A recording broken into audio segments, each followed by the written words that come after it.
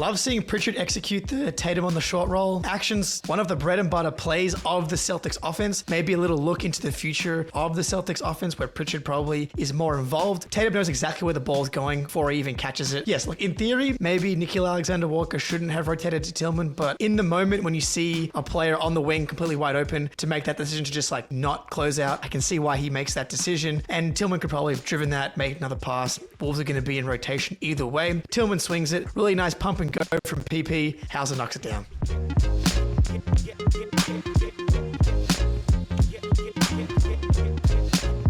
All right, this first play is going to be some awesome Payton Pritchard defense on James Harden, who thinks this is a mismatch, but it's absolutely not. Pritchard's sturdy, quick, good defensive player these days, but my favorite part of this play is at 10 seconds, Zubac is going to cut to the dunker spot. Now, this whole possession, Tatum has been on Zubac, but he and KP switch this, which leaves KP at the rim on Zubac for rim help if Harden does get around Pritchard. He absolutely does not, but he's also left in perfect rebounding position, boxes out Zubac, Tatum rebounds, going the other way. This is just beautiful. This is for all the guys out there that have been told that size matters. Size matters not. Don't let them tell you that size matters, dude. All you need is really good effort for 22 seconds, and that's usually enough to get the job done. Shout out Payton Pritchard. Inspirational. So this is a nice little set. It's going to be a ram action to start things off, which is an off-ball screen that Hauser sets into an on-ball screen, which Tatum then sets. Tatum's just going to roll. PP kind of misses him at first, but he does eventually just toss it up there since Tatum's about a foot taller than Rob Dillingham, who had switched on to him. And Tatum, just an absolutely ridiculous display of athleticism and vision, finds Xavier Tillman for some reason. Nah is closing out on him at the three-point line.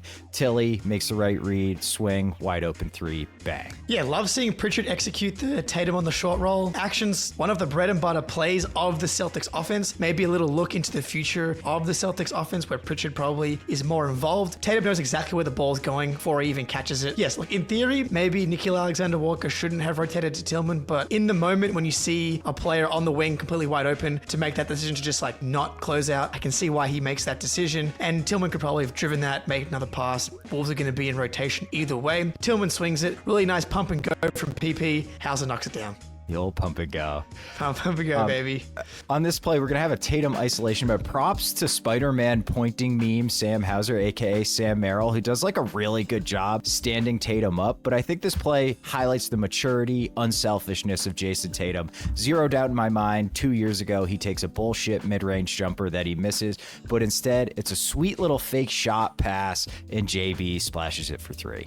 This really looks like a pick your poison possession and how opposing defenses really struggle with what to do. Like, yes, maybe Mitchell overhelped in this specific case. In theory, Mitchell maybe overhelped here, but Jason Tatum mashed up on Sam Merrill is often going to be a direct straight line drive straight to the rim. Like, if he doesn't come over to help, then maybe Garland or Mobley has to help, and Tatum can find Drew or Al in the corners. They give up a Jaylen Brown above the break catch and shoot three, which if you're drawing up the types of shots to give up from the Boston Celtics, it's not the worst thing, but at the end of the day, it's still poison. All right, so I hesitate to call this play underrated, but it all starts off with an absolutely ridiculous block by Jaylen Brown when someone named Jordan Miller, who is apparently an NBA player, decides to not only go at Derek White, but Jaylen Brown as well at the rim. Monster block, and then PP and Derek White with some absolutely ridiculous athleticism, just keeping this ball in play. Then Pritchard's on his way back up the rim. He puts KPJ into New Hampshire with this ridiculous lefty inside out dribble,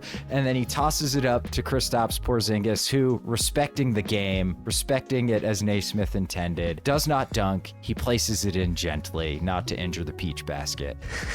Sequences like this really make you feel stuff. It reminds me a lot of the NBA Finals against the Mavs. The more players that contribute to a sequence, the more beautiful it feels like it is. You get JB with the block, D. White and Pritchard with the mind meld to keep the ball in bounds. Pritchard cooks the loser, Kevin Porter Jr., and you finish it with the Latvian alley. Yeah, this is exactly what James Naismith envisioned when he invented the beautiful game of basketball. All right, so this is just an awesome set here from the Celtics. So Jaylen Brown is going to cut all the way from the corner to the opposite wing, and then he's going to get the pass. Kata's going to hit a flare screen for Derek White, but instead of popping out for three like he often does, he's going to curl it to the corner and set a pin down for Sam Hauser. But Kata is going to do so at the exact exact same time. This is called a stagger set with these double pin downs out wide. And then it's an easy pass to a wide open Sam Hauser for 3. Yeah, plays like this really remind me of how difficult it is to guard in the NBA, and especially guarding the Boston Celtics with so many threats out there. There's just so much movement, and you're asking defenders to make so many decisions. And like, do I go over? Do I go under? And then in this case, you're asking Chris Boucher to chase around Derek White. It looks like the Raptors aren't switching, but then Boucher gets caught, and he's like, fuck, maybe we should switch. And as soon as you have any indecision, then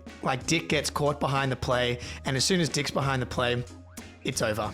You're in trouble. So this last play, I absolutely love Drew Holiday just pushing the pace, and he's creating cross matches where somebody's matched up against someone that's not their primary cover. That often leads to mismatches like it does here with Kobe White on Jaylen Brown, who just ducks in, post up, nice pass from Drew Holiday, and then as the double comes, swing, wide open 3. Yeah, this is just some classic seal hunting from Jaylen Brown in the form of a post-up. Recognizes the Kobe White mismatch. Drew delivers a Drake May type pass, just only where Jaylen Brown can catch it. Side note, Jaylen would immediately be the wide receiver 1 on the New England Patriots. Yeah. Josh Giddey comes over to what I guess you can technically call help defense, but I mean, Jaylen is not impacted at all by Josh Giddey's help defense. Very simple pass to Horford in the corner, and there's no sweeter sight than seeing Derek White wide open for a catch and shoot opportunity.